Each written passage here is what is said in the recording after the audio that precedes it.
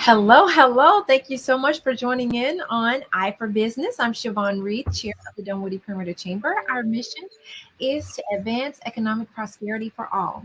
Today, we have Matthew Wagner here to tell us all about Schooley Mitchell. How are you, Matthew? I'm doing really well, Siobhan. That's Thanks. How are awesome. you? I'm so glad. I just saw you the other day. So, this is so awesome. It's such Yes, a great yeah. surprise to have you here today. And that was a great chamber event at Fogo de Chao. Yes, our Vibe After Five. We have Five another one after five. coming up. So it's going to be at Cinco. So please go check out our website and make sure you register to come there. I So will. we're talking all about finances, right? And I Yes. know I am so guilty of this. And we talked about this in our last call that we had when we did our hop in meet and greet. It's so easy to get sucked into every other duty or role that you have to play in a small business, right? That you don't necessarily mind your expenses. And now with the convenience of auto pay and auto renew, Hmm. it's so Hmm. easy to just really be running through a lot of money and not even realize that you're burning through it, right? So this is Yes. where you come into play, right? Right. Exactly. It takes a lot of persistence to navigate through all of your business's expenses. It also takes a great amount of tenacity to deal with customer service, Mm-hmm. especially when we're talking about commodity services. So things that businesses just they need to operate. If you Mm-hmm. think about a business's internet service or their garbage pickup, utilities, these kinds of expenses, the billing statements are pretty hard to understand some of the time. And particularly if you have multiple carriers and you have multiple locations, it really can be very overwhelming. And what we find is that the majority of businesses really can't afford the hours that it takes to kind of sift through everything and to get the kind of cost savings results that they need. Generally speaking, businesses overpay for these kinds of services because, simply put, it's profitable for service providers to overcharge, whether intentionally or unintentionally. Right. Um, because of the complexity, I've heard someone say once that where there's complexity, there's profit, and that's Mhm. certainly the case with the types of business services where we consult our clients on. I see. Okay, well, now you come from this extensive background of being in the manufacturing industry, and you've like this really impressive bio of managing multi-million dollar international projects and oh my gosh, and budgets. So tell me, like, how did you land here and, get into this space?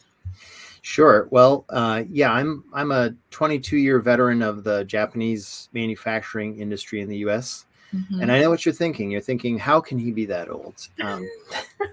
But I assure you, I am. But yes, so I've worked with manufacturing companies in areas like continuous improvement to help lower cost and managing budgets.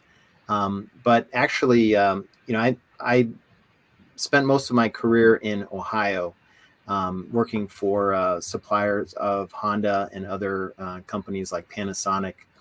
But my wife and I moved our family here around Christmas time in 2019 Hmm. to follow basically my wife's a great career opportunity that she had to be the regional director of a nonprofit that basically creates international student exchange experiences.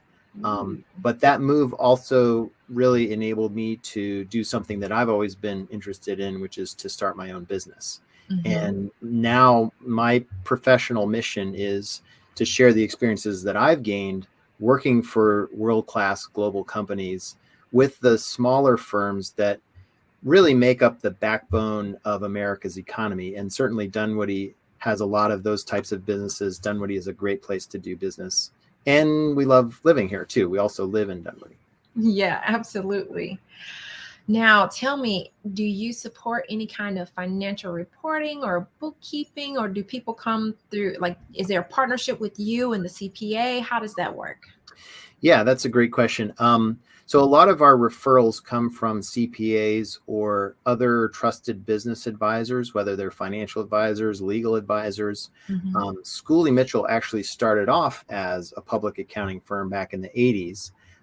And so financial reporting, bookkeeping, those were sort of normal parts of what we provided for clients. But our founder, Dennis Schooley, started noticing a pattern over time where clients were kind of leaking money because they're being overcharged by the phone company. At that time, there was local service, there was long distance services. Mm-hmm. Those were the types of various things that people would pay for the phone company. So the problem was invoices were filled with errors. There were lots of fluff charges or junk charges for services that the business really didn't need. And the providers were basically charging the clients whatever they could get away with. And Dennis found out that he could lower the monthly bills by simply holding the service providers accountable. And, so that meant digging through their invoices, finding the erroneous charges, and then calling up the company, wading through the terrible customer service. And so he developed a repeatable model that he could use very effectively to apply to not only phone bills, but to other types of expenses. Yeah, so you think about all the different categories. You have like telecom, which expands all those categories that you just mentioned. And then you have waste, and then shipping, and then utilities and merchant services. And oh my gosh, there's a whole ton of things that fall under there, right? And then you got fuel and fleet assist tracking, etc. So it's one thing that is common amongst that whole category, though. And you have a name for it? Yeah. So I kind of think of it as the 3 I's, and I know that sounds kind of kitschy and kind of corny, but yeah, the 3 I's. The first one is these costs are inevitable. Especially if you think about your phone bill or garbage pickup or utilities, right? Your business can't operate without them. The second I is that they're invisible because you only really think about them when there's a problem. Many people, the way that they kind of pay their monthly bills is, well, if the expense was about the same as it was last month, that's probably okay to pay. Right. But the third I is imbalanced. And this is kind of the key point, because once you sign up for one of these commodity services, basically the provider holds all the cards. They know what everyone is paying for their service. You only know what you're paying. So the deck is kind of stacked against the individual business customer. And they have no way of knowing if what they're being charged is reasonable or not. Right. Okay, so now tell me, we're talking about expenses. Anytime you think about bringing in an independent consultant or something other to help you with your finances, there's going to be more expenses. So tell us a little bit about your pricing structure.